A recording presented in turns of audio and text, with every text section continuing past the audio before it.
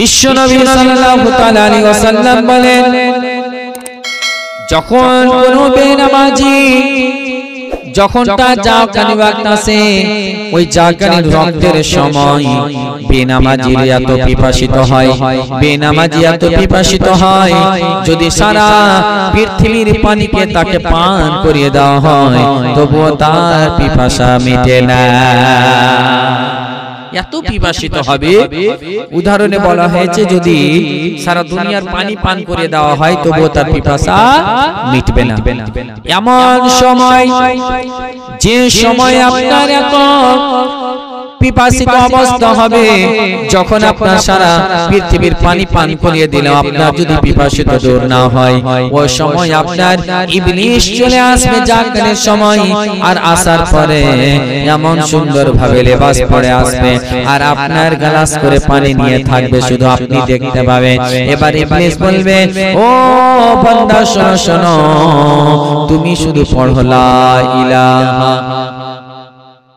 এটাই শুধু বলো, আর কিছু বলতে হবে না।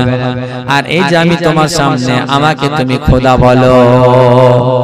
ওই ব্যক্তি তখন পিপাসিত অবস্থায়, মানুষ যখন একটা বিপদে পড়ে যায় তখন যা করতে হয় তা করতে রাজি, কিন্তু বিপদ থেকে উদ্ধার হওয়া যায়।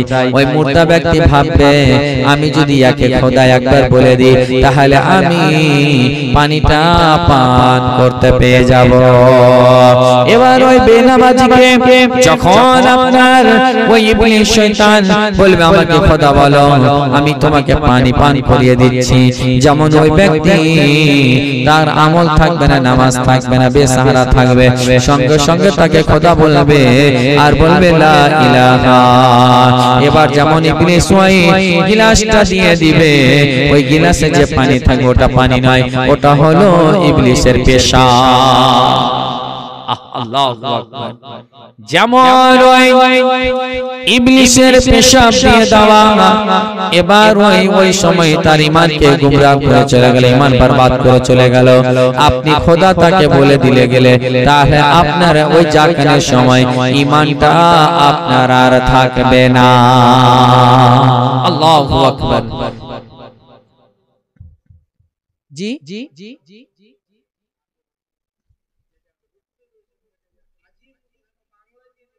আচ্ছা আচ্ছা জি ইনশাআল্লাহ ওটি ভেঙে বলছি।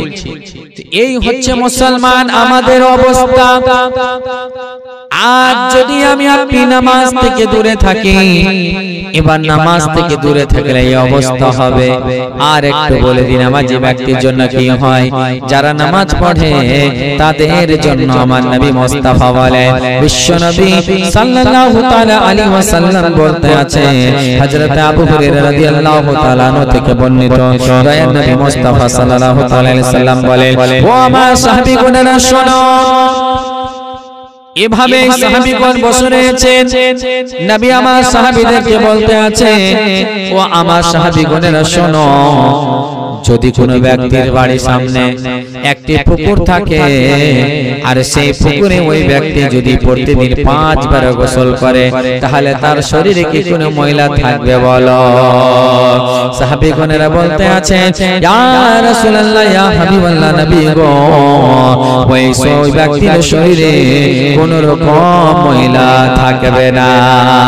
আমার নবী বলতে আছে, ও আমার সাহাবী শোনো, যেমন যে ব্যক্তি দিনে 5 ওয়াক্ত নামাজ পড়বে, ওই ব্যক্তির শরীরে কোনো রকম কোনো গুনাহ থাকবে না। জোরে বলুন সুবহানাল্লাহ। তাহলে নামাজি ওই রকম নামাজ হতে হবে যেভাবে আমি বললাম, শুদ্ধভাবে আদা করে। আজকে কোরআনে আল্লাহ বলছেন, ইন্নাস সালাতা তানহা আনিল ফাহশাই ওয়াল মুনকার, নিশ্চয় নামাজ মানুষকে প্রত্যেক কুকর্ম থেকে দূরে রাখে। হয় না বাপ? আজকে বাস্তব ঘটনাগুলোই ধরি। অনেকে দেখা যায় 5 ওয়াক্তের নামাজ পড়ে, চায়ের দোকানে বসে গীবত করে, 5 ওয়াক্তের নামাজ পড়ে মিথ্যা বলাতে আগে, 5 ওয়াক্তের নামাজ পড়ে আবার ঘুষ খায়, 5 ওয়াক্তের নামাজ পড়ে আবার দেখা গেল তলা তলা সুদ খায়, 5 ওয়াক্তের নামাজ পড়ে পরের হাত মেরে খায়। এরকম অনেকজন ব্যক্তি আছে নাকি না বাপ, যে রাতের মিল্লাত ইসলামিয়া। এই নামাজি কেন হয় না? এই জন্য তার মানে ওই আসল নামাজি না। নামাজি হতে গেলে ওই মিথ্যা বলবে না, নামাজি হতে গেলে গীবত করবে না, নামাজি হতে গেলে চুগলি করবে না, নামাজি হতে গেলে আপনার পরের হক মেরে খাবে না, নামাজি হতে গেলে ঘুষ খাবে না, নামাজি হতে গেলে সুদ খাবে না, নামাজি হতে গেলে গুনাহ থেকে দূরে থাকবে। তার কারণ আল্লাহ বলছেন ইন্নাস সালাতা তানহা আনিল ফাহশাই ওয়াল মুনকার। জোরে জোরে আজকে কারণ ওই তো সাজদাতে গেল, দুই পায়ে তিনটি করে আঙ্গুল লাগানো সাজদাটা হচ্ছে ওয়াজিব। দুই পায়ের তিনটি আঙ্গুলই শুধু না পুরুষদের জন্য, পুরুষদের জন্য দুই পায়ের তিনটি আঙ্গুলে তিনটি করে আঙ্গুলের পেট লাগানো ওয়াজিব। এবার কেউ যদি ভুলবশত ছেড়ে দেয় তাহলে সাজদা সহ করতে হবে, আর জেনে শুনে ছেড়ে দেয় তো আবার নামাজ ফিরিয়ে পড়তে হবে। এবার বলুন কতজন এভাবে পড়ে? পিঠ সোজা করে, পিঠ আর মাথা সোজা থাকবে, বলা হয় যে যদি এক গ্লাস পানি রাখা যায় পানিটা পড়বে না। এভাবে কতজন রুকু করে, যাদের ওইভাবে রুকু হয় না তাহলে তাদের রুকু হলো না, ওয়াজিব ছুটে গেল। তো আজিজানে মিল্লাত ইসলামিয়া অনেক বিষয় আছে। আজকে কি বলছিলেন বাপ? সুবহান রাব্বিয়াল আযীম। আচ্ছা দেখুন, এই জন্যই তো বললাম যে বাংলাতে তো ওরা আপনার চেষ্টা করছে শুদ্ধ লেখার, কিন্তু কথা হচ্ছে যে আরবি পড়াটা অ্যাকচুয়ালি আলিমের কাছে আপনাকে শিখতেই হবে। ডাইরেক্ট আপনি বাংলা বইয়ে পড়ে কামিয়াব হতে পারবেন না। তার কারণ হলো যে নোটেতে অঙ্ক সবটাই করা আছে, কিন্তু মাস্টার কাছে টিউশন পড়তে হচ্ছে। তার কারণ হলো যে অঙ্ক তো করা আছে, কিন্তু বোঝার জন্য সূত্রটা জানতে হবে যে কোনটা কোনখান থেকে কিভাবে বসলো। আজিজানে মিল্লাত ইসলামিয়া, আপনি মুখস্থ করার জন্য বাংলা বই থেকে মুখস্থ করতে পারেন, কিন্তু আপনাকে শোনাতে হবে আলিমকে। জোরে বলে ফর্মুলাটা শুনেলেন? বাংলা বই থেকে মুখস্থ করে নেন, কিন্তু শোনাতে হবে কাকে? আলিমকে। তারপরে দেখবেন ইনশাআল্লাহ আপনার কমপ্লিট হবে, না হলে মুশকিল। বুঝতে পেরেছেন? হ্যাঁ, তো মাখরাজ করে তো বই আর পাবেন না, আলিমের কাছে শিখতে হবে। তাই আপনাদের বলি মা বোন বাবাজি ভাই, এখনো সময় আছে মা। আজকে আমরা ইবাদত বন্দেগী জুহুদ ও তাকওয়া এগুলোর দিকে আমাদের ধ্যান গুরুত্ব থাকে না। আর একটা জিনিস সবসময় দেখবেন, মানুষ যেটার উপরে মেহনত করে ওটার উপরেই তার বৃদ্ধি হয়। একজন ব্যবসায়ী যখন ব্যবসা করে তো ওই ব্যবসা নিয়ে সোচে আমার ব্যবসাটা কি করে বড় করা হয়। একজন যখন আপনার দেখবেন যে কোনো জমি জায়গা কিননেওয়ালা 1 বিঘা কিনলে তো বলে আর 1.5 বিঘা কখন কিনবো, আর 2 বিঘা কখন কিনবো। কিন্তু একজন ব্যক্তি যখন আমলের দিকে যায়, আজকে এটা আমল শিখলাম তো কালকে ওটা আমল, পরশু ওটা আমল, আস্তে আস্তে আমলগুলোকে বৃদ্ধি করতে থাকে, তার সঙ্গে সঙ্গে শুদ্ধভাবে করতে হবে। আজকে আপনাকে আমি এতটুকু বলবো, এক জায়গায় গেলাম তো বলছে এই রাসাকুয়াতে জীবনী সেরে ফজরের নামাজ পড়ে লোকজন বসলো, বলে হুজুর কিছু আমাদেরকে কয়েকটি কথা শিখান। স্টেজে যে শেষে বলছিলেন এই যে এই মাসলার কথাগুলো, তো আমি বললাম আচ্ছা বাপজিরা, আপনারা তো ফরজ নামাজের পরে ফজিলত জানেন যে যেই ব্যক্তি ফরজ নামাজের পরে আয়াতুল কুরসি পড়ে সিনাতে ফু দিবে তো এর ফজিলত হলো জান্নাত থেকে আর তার থেকে এক হাতের সমান পার্থক্য থাকে, মরলেই জান্নাতি। জোরে বলে একবার জোরে বলা যাবে না? কিন্তু বিরাদার আয়াতুল কুরসিটা শুদ্ধভাবে পড়তে পারবে, তারপর তো ওই ব্যক্তিরা আমাকে শোনালো তো সবটাই লাহানা জালি, মানে পড়াও হারাম শোনাও হারাম। লাহানা জালি কাকে বলে? পড়াও হারাম শোনাও হারাম। তো আমি বললাম যে বাপজি আপনাদের হয় না? বলছে মুলবি সাহেব আমরা তো আওয়াম মানুষ। আমি বললাম যে কোথায় লেখা আছে কিতাবে যে আওয়ামের জন্য সূরা পড়া আলাদা আর আলিমের জন্য সূরা পড়া আলাদা? আল্লাহ তাআলা বলেন ওয়ারাতিল কুরআনা তারতিলা, কোরআনকে তোমরা শুদ্ধভাবে ঠাহর ঠাহর করে সুন্দর করে পড়ো। এটা সবার জন্য, আলিমের জন্য কোরআন মাখারিজে সহিহ, আর আওয়ামের জন্য কোরআন যেমন তেমন করে জিনা, এটা কখনোই না বাবা। সবার জন্য একই মতো কোরআনকে শুদ্ধভাবে পড়া এবং মাখারিজে সহিহ আদা করা, তাজওয়ীদের সঙ্গে। এটাই তো একটা জরুরি। এইজন্যই বলি যে মাকতাব হয়েছে, মাকতাবের দিকে ধ্যান দেন, এগুলো একটু গুরুত্ব দিন যে বাচ্চারা ভালো পড়ছে কিনা, ভালো শিখছে কিনা। আর বাচ্চার সঙ্গে সঙ্গে বাচ্চাদেরকেও একটু গুরুত্ব দিতে হবে যে আপনাদের শিক্ষাগুলো ভালো হচ্ছে কিনা। আমরা বেরাদার প্রত্যেকটা জিনিস প্রত্যেকের কাছে জানতে পারি। আজকে যদি দেখা গেল একটা কোনো চিঠি আসলো বুঝতে পারি না, জনাব জুবায়ের সাহেব একটু এই চিঠিটা পড়ে দিবেন তো, কি বলছে একটু দেখেন তো, বুঝতে চলে গেলাম। আজকে বেরাদার আপনার জমি নিয়ে ফেসে গেছেন, আমিনের কাছে বারবার যাচ্ছেন, একটু দেখেন তো জমিটা নাই বাবা, কোনখান থেকে কি ম্যাপে আসছে, কতটা কি কেটেছে দেখেন তো, আমরা চলে গেলাম। আজকে অসুস্থ হলাম, ডাক্তারের কাছে একবার নাই, সুস্থ হওয়া পর্যন্ত 36 বার গেলাম, কোনো অসুবিধা নাই। কিন্তু বেরাদার আজকে আমি আপনি যে ইলমে দিন থেকে দূরে, কতবার আলিমকে জেনেছি, মাওলানা আজকে আমার সূরা ফাতিহাটা শুনুন তো, আমার শুদ্ধ আদা হচ্ছে কিনা, মাওলানা রুকুতে আমি যে তাসবিহ তেলাওয়াত করছি সেটা আদা হচ্ছে কিনা, মাওলানা আমি কোরআন শিখেছি আমার কোরআনটা শুদ্ধ তেলাওয়াত হচ্ছে কিনা, শুনুন তো। আমরা এদিকে যাই না, আমরা শুধু এতটুকু জানি মুলিম সাহেব কালকে বেটির বিয়ে আছে, টুকরাটা খাওয়াইতে হবে, ফাতিহা করবে, মাওলানা সাহেব চালিসা আছে, আর কোরআনও যে আমরা পড়ছি তো বাস মরার সময়। এই হচ্ছে আমাদের রীতিনীতি। তাই বলি মা বোন বাবুজি ভাই, কোরআনকে শুদ্ধভাবে ভালোভাবে মাখারিজ সহিত পড়তে শিখুন এবং মাসলা মাসাইলগুলো জানুন, শিখুন শুদ্ধভাবে। কারণ কথা হচ্ছে বাপ, আজ যদি আপনি আমি ভালোভাবে শুদ্ধভাবে কোরআন তেলাওয়াত না করতে পারবো, তাহলে আমাদের নামাজ শুদ্ধ হবে না। আর নামাজ শুদ্ধ না হলে আমাদের নামাজ আদা হলো না, আর নামাজ আদা না হলে আমরা গুনাহগারি থেকে গেলাম, আর আখিরাতে আযাবে যেতে হবে। তো আপনারা কি চান যে কোরআন শুদ্ধভাবে পড়বো? একবার জোরে বলুন। তাহলে যারা ভালো শুদ্ধ কোরআন তেলাওয়াত করতে পারে তাদের কাছে একটু কোরআনগুলো ভালোভাবে আপনারা শুদ্ধভাবে শিখে নেবেন। এই জন্যই এটা হচ্ছে খুব জরুরি, প্রচন্ড জরুরি।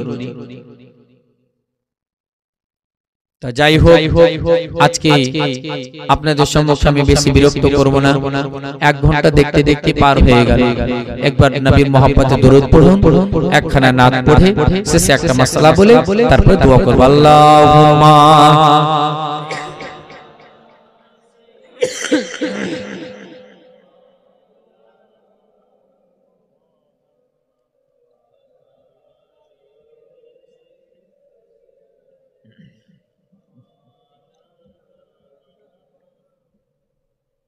Allahumma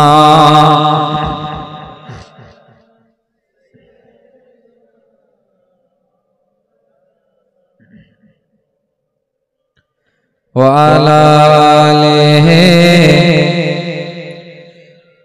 maulana Muhammad Allahumma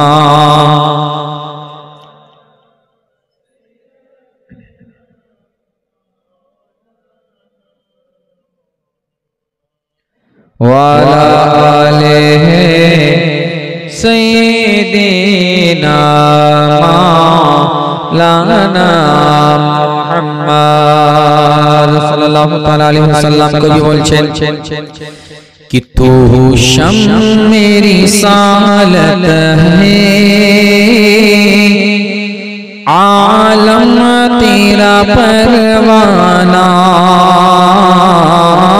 একবার মোহাব্বতে বলুন, আর একটু জুমা বলা যাবে না? कि तू शम्म मेरी सालत है, आलम तेरा परवाना। तू माही नबूवत है, ऐ जलवाए जानाना। तू शम्म सालत है, आलम तेरा परवाना। तू माही नबूवत है, ऐ जलवाए जानाना। तू माही नबूवत है, ऐ जलवाए जानाना।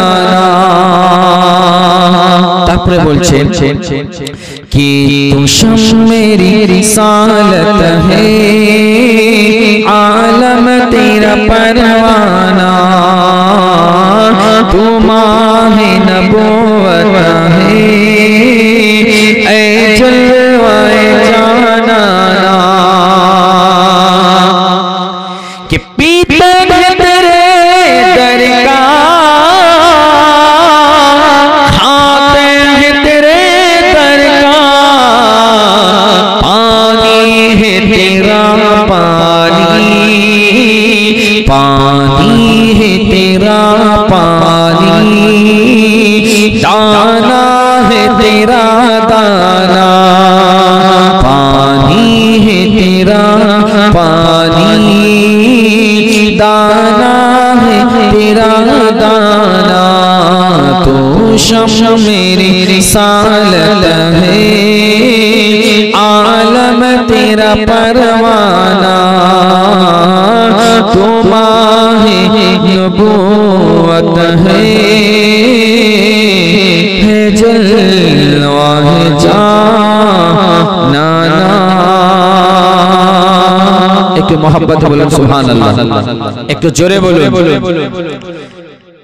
कवि बोलছেন कि क़यामत दर्द व मकाफ़िक़ मिल्लत किसको कहते हैं मोहब्बत के साथ कि क़यामत दर्द व मकाफ़िक़ मिल्लत किसको कहते हैं क़यामत दर्द व मकाफ़िक़ मिल्लत किसको कहते हैं क़यादत दर्द उम्मत फ़िक्र मिल्लत किसको कहते हैं रजा से पूछिए इश्क़ रिसालत किसको कहते हैं रजा से पूछिए इश्क़ रिसालत किसको कहते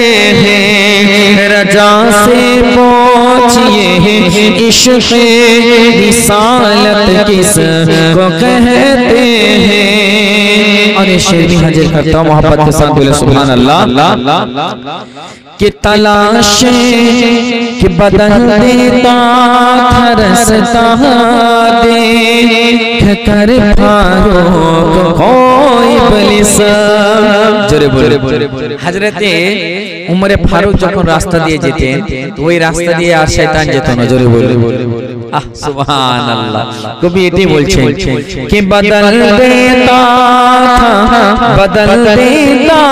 था रास्ता देख कर फारूक कोई बलिश बदल देता था रास्ता देख कर फारूक कोई बलिश बदल देता था रास्ता देख कर फारूक कोई बलिश इसी से तुम समझ जाओ कि दहशत किसको कहते हैं इसी से तुम समझ जाओ कि दहशत किसको कहते हैं अरे हाजिर करते हो मोहब्बत के साथ बोले सुभान अल्लाह दिलों पर राज है आए दलों के बीच में रहकर হুজুর খাজা মাইনুদ্দিন চিশতি ভারতের বুকে থেকে দলে থেকে হুকুমত করছেন জোরে বলুন সুবহানাল্লাহ कि दिलों पर राज कर दिलों पर राज है कायम दलों के बीच में रहकर दिलों पर राज है कायम दलों के बीच में रहकर दिलों पर राज है कायम दलों के बीच में रहकर मेरे ख्वाजा ने दिखलाया मेरे ख्वाजा ने दिखलाया हुकूमत किसको कहते हैं मेरे ख्वाजा ने दिखलाया हुकूमत किसको कहते हैं मेरे ख्वाजा ने दिखलाया हुकूमत किसको कहते हैं। अगर मोहब्बत बड़ा अल्लाहुम्मा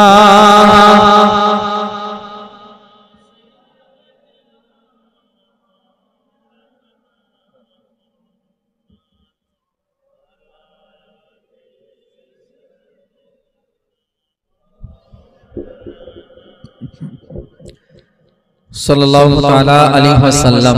बिरादर मुअज्जज मोहतरम, শেষের দিকে কয়েকটা আমল আপনাদেরকে বলে যাই যে ইনশাআল্লাহ চেষ্টা করবেন আমলগুলো করার।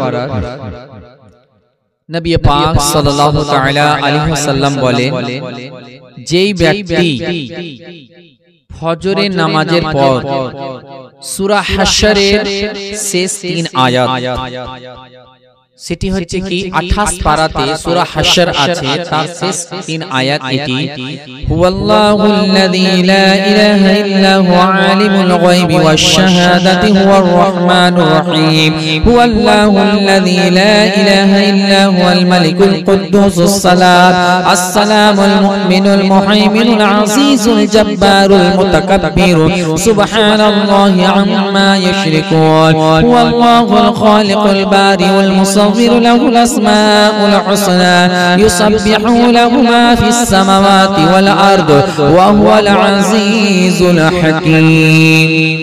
এই তিনটি আয়াত, এটি যে ব্যক্তি তিনবার পাঠ করবে, প্রথমে আউযু বিল্লাহিস সামিল আলিম মিনাশ শাইতানির রাজিম অথবা আউযু বিল্লাহি মিনাশ শাইতানির রাজিম, তারপরে বিসমিল্লাহির রহমানির রহিম বলে এই সূরা হাশরের 3 আয়াতটি যেই ব্যক্তি সকালে ফজরের নামাজের পরে পাঠ করবে, সারা দিনের মধ্যে যদি ওই ব্যক্তি ইন্তেকাল করে আল্লাহ তাআলা তাকে শহীদের মর্তবা আতা করবে। জোরে বলুন সুবহানাল্লাহ।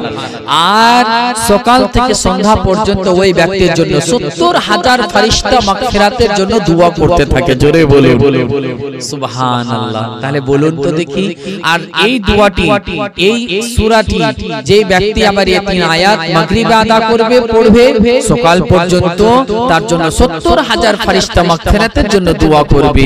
আর যদি সারা সকাল সন্ধ্যা থেকে সকালের মধ্যে ইন্তেকাল করে যায়, তাহলে কি হবে? তাকে আল্লাহ তাআলা শহীদের দরওয়াজা আতা করবে। জোরে বলুন সুবহানাল্লাহ। তো বিরাদার মুআজ্জাজ, যাদের মুখস্থ আছে আলহামদুলিল্লাহ, আর যাদের নেই একটু আপ্রাণ চেষ্টা করবেন। তাহলে মুখস্থ না থাকলে আর হবে? তাহলে আমরা ফজরে কেন প্রত্যেক ওয়াক্তে পড়ব? জোরে বলে তাহলে নামাজি বানতে গেলে আমলও বৃদ্ধি হবে ইনশাআল্লাহ। এটা একটা ফজিলত। আর একটা ফজিলত কি জানেন?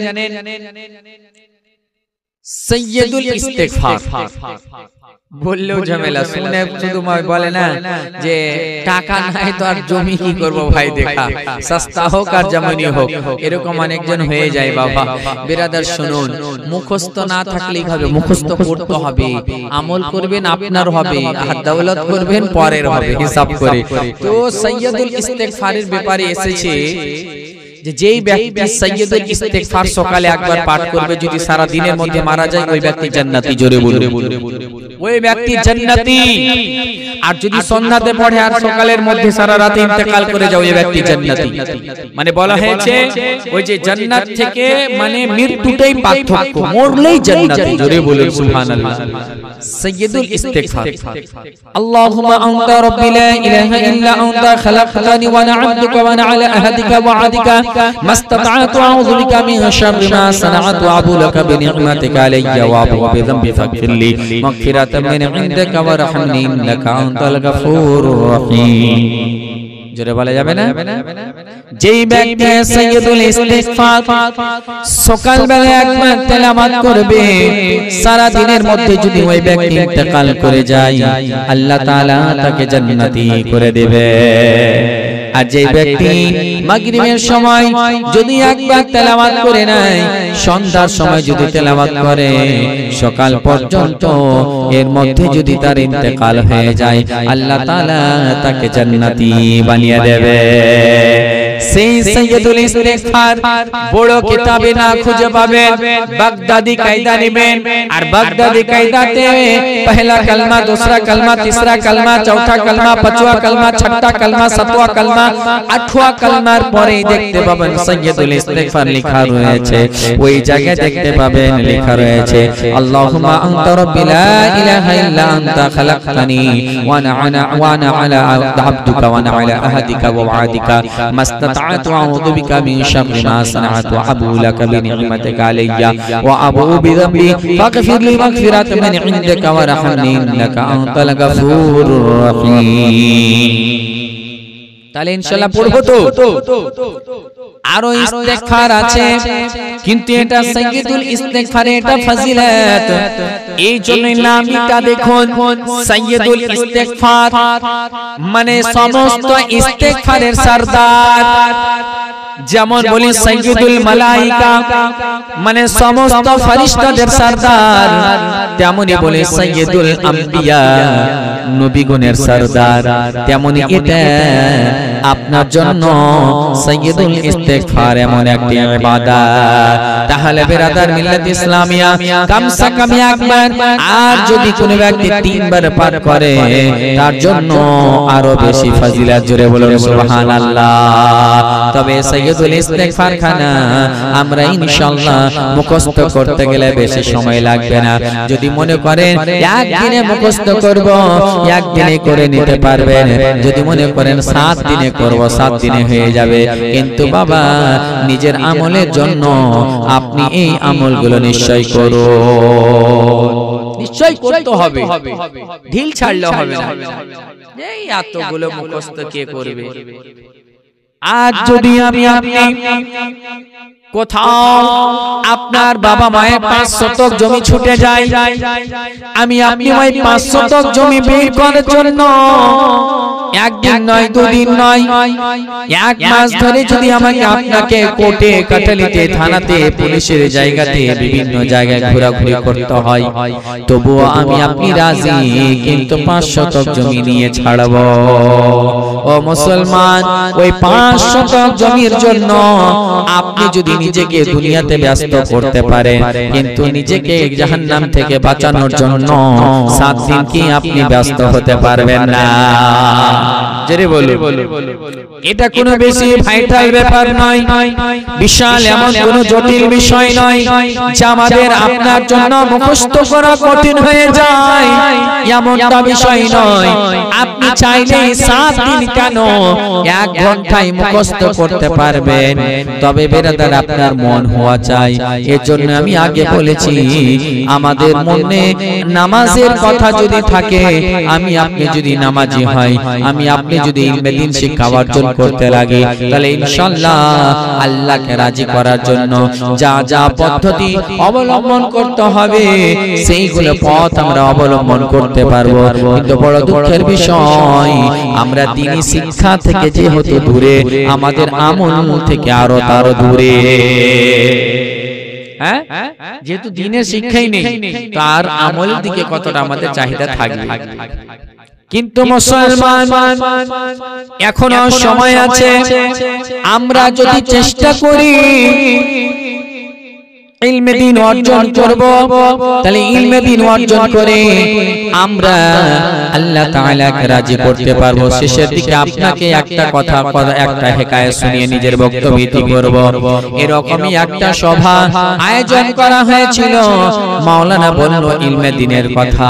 আর এই ইলমে দ্বীনের কথা শুনে নেওয়ার পর একজন বৃদ্ধ ব্যক্তি, যার বয়স প্রায় 70 বছর বয়স হয়ে গিয়েছে, সকাল হয়ে গেল, আলিমের কাছে গিয়ে হাজির হয়ে গেল। আলিমকে গিয়ে বলতে লাগে, ও মাওলানা, আমি এই বয়সে ইলমে দ্বীন অর্জন করতে পাবো? বলে, হ্যাঁ হ্যাঁ, তোমার ইলমে দ্বীনের জন্য কোনো বয়স থাকে না। এজন্যই আমার নবী বলেছেন, উতলুবুল ইলমা মিনাল মাহদি ইলাল লাহাদ, তোমরা মায়ের কোল থেকে কবর পর্যন্ত ইলমে দ্বীন অর্জন করো। যেমন বলে দাও। এবার ওই বৃদ্ধ ব্যক্তি বলছে, আমাকে পড়া দে। আমি এ বয়সে আজ থেকে ইলমে দ্বীন অর্জন করব। জোরে বলুন সুবহানাল্লাহ। মাওলানা বলে দিল, যাও আজকে আমি পড়া দিলাম, এটাই পড়া যে ছাই মাটিতে তায়াম্মুম করা হয় না। জোরে বলে মাওলানা পড়া দিয়ে দিল যে ছাই মাটিতে তায়াম্মুম করা হয় না।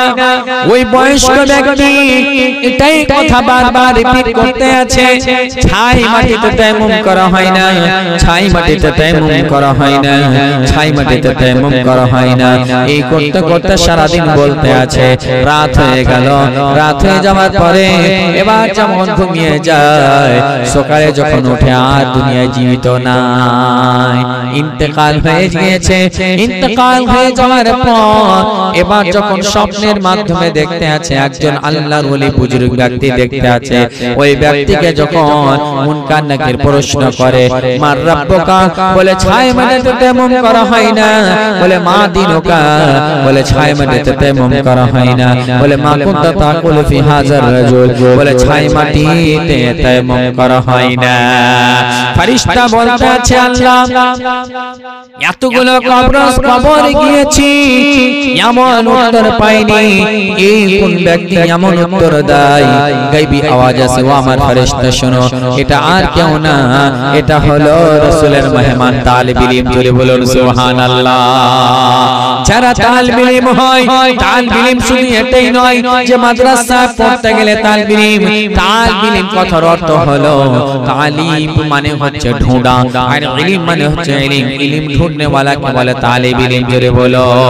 আপনি যদি এই বয়সে ইমামের কাছে, মসজিদে মুয়াজ্জিনের কাছে ইলমে দ্বীন পড়েন, আপনিও তালিব ইলমে হয়ে গেলেন। এই তালিব ইলমের ফজিলতে আমার নবী বলতে আছে, মান খারাজা ফি তালিবিল ইলমি ফাহুয়া ফি সাবিলিল্লাহি হাত্তা ইয়ারজিআ। যেই ব্যক্তি ইলমে দ্বীন অর্জন করার জন্য বাড়ি থেকে বের হলো, সে আল্লাহর রাস্তায় হাত্তা ইয়ারজিআ, যতক্ষণ পর্যন্ত সে বাড়ি না ফিরে আসে, তাহলে বুঝা গেল যেই ব্যক্তি ইলমে দ্বীন অর্জন করার জন্য বেরিয়ে যায়, সেই ব্যক্তি আল্লাহর রাস্তায়। জোরে বলেন সুবহানাল্লাহ।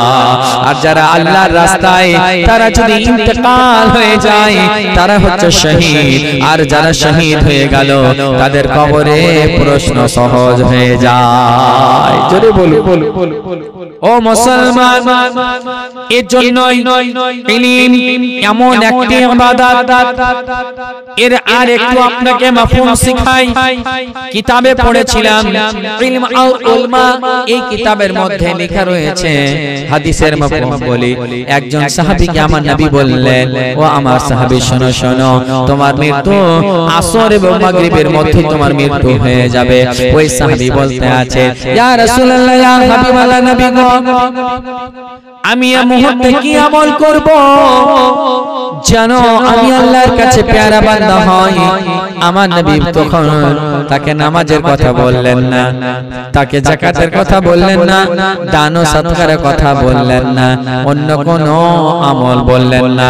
আমার নবী তাকে বললেন, শোনো শোনো, তুমি এই জায়গা, তুমি এই সময় ইলমে দ্বীন অর্জন করতে মগ্ন হয়ে যাও।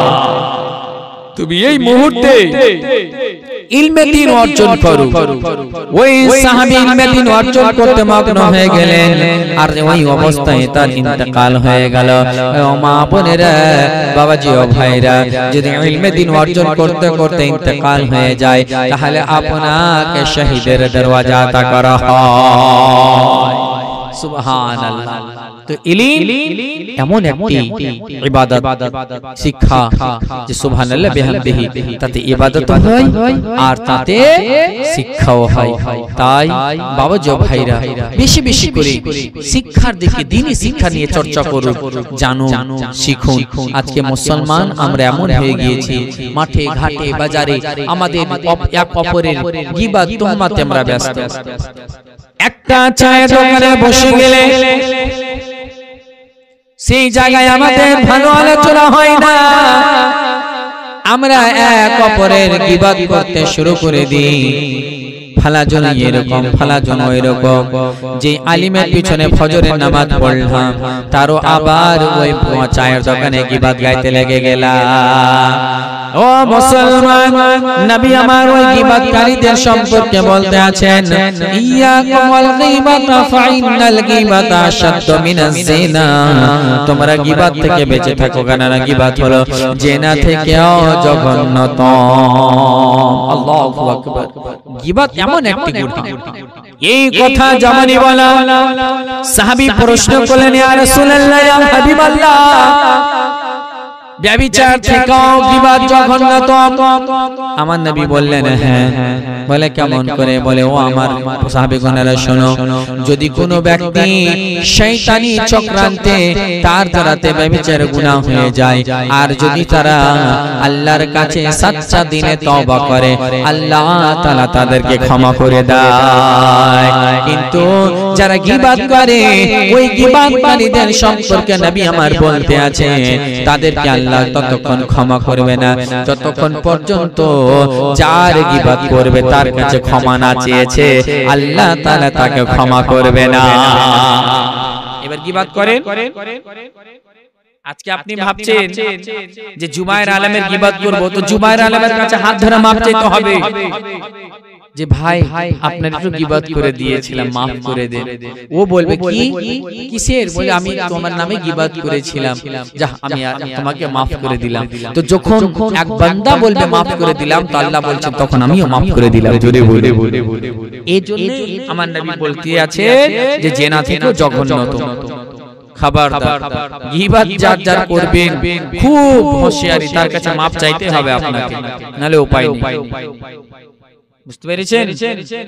হ্যাঁ, এগুলো থেকে দূরে থাকবেন বাবা, গুনাহ থেকে দূরে, নেকির কাজ নিয়ে আলোচনা করবেন। হ্যাঁ, নিজের মওত আখিরাতের নেক আমল, ভালো কাজ নিয়ে ভালো সোচ ফিকর, মানুষের ব্যাপারে ভালো মন্তব্য রাখবেন। এক অপরের সহযোগিতা করতে হবে, এক অপরকে ভালোবাসতে হবে। এখানে যারা বসে আছে না, সবাই নবীর উম্মত বসে আছে। জোরে বলুন সুবহানাল্লাহ। এক অপরকে ভালোবাসবো আল্লাহর জন্য, এক অপরের সঙ্গে দুশমনি করব আল্লাহর জন্য, নিজের জন্য না। নবী আমার বলতে আছেন, আফজালুল আমালি আল হুব্বু ফিল্লাহ ওয়াল বুগযু ফিল্লাহ। সবচাইতে উত্তম কাজ হলো আল্লাহর জন্য মহব্বত করা এবং আল্লাহর জন্য শত্রুতা করা।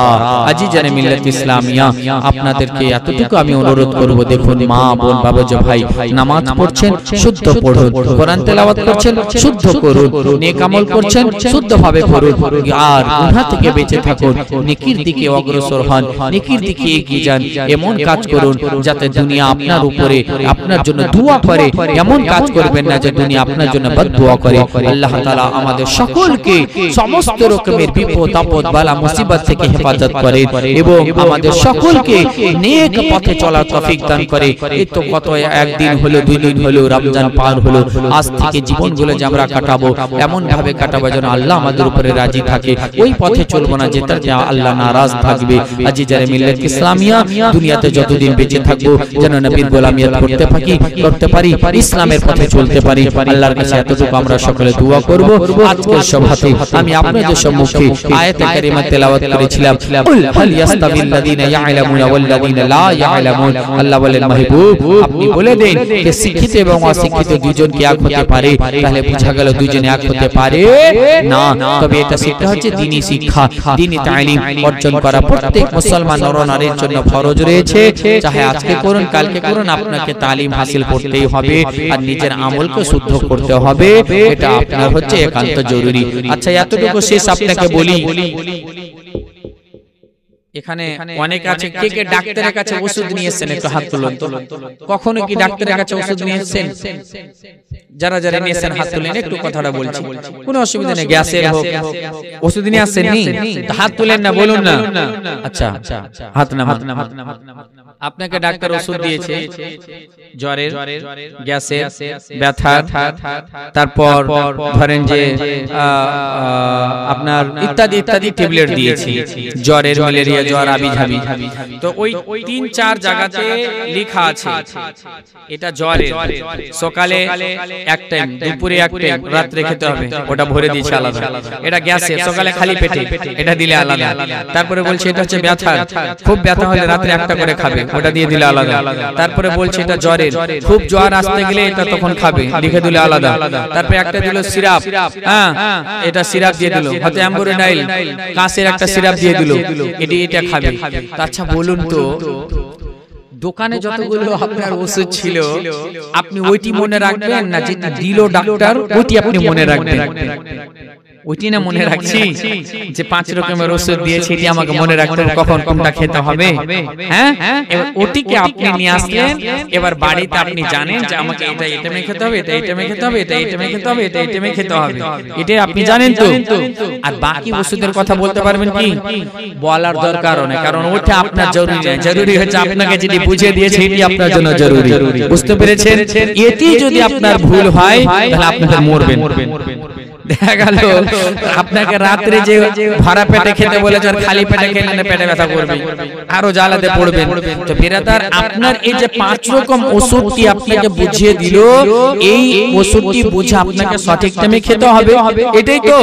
গোটা দোকানের ওষুধের জরুরি দরকার নেই, গোটা ওষুধের ওই ওষুধটি কে জানবে? ডাক্তার। ওয়ার জরুরি, ও কোনটা দিচ্ছে ওটা জরুরি।